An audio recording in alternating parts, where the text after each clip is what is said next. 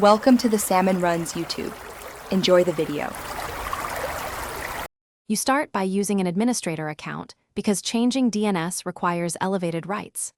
Open Settings, go to Network and Internet, then Network and Sharing Center. This gets you straight to the adapter.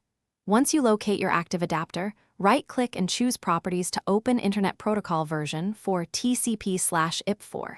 This is where DNS entries live. Make sure you record any current addresses so you can revert. Now, click Properties and get ready to enter new DNS servers. Don't skip recording the originals.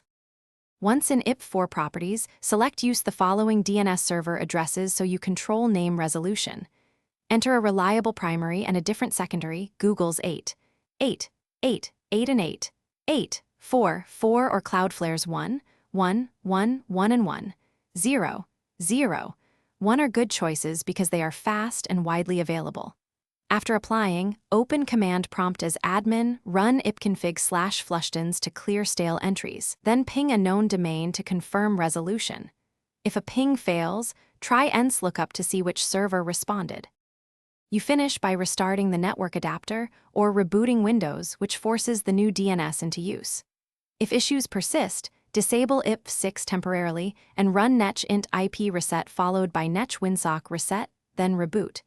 Those commands repair low-level stack problems that mimic DNS failures.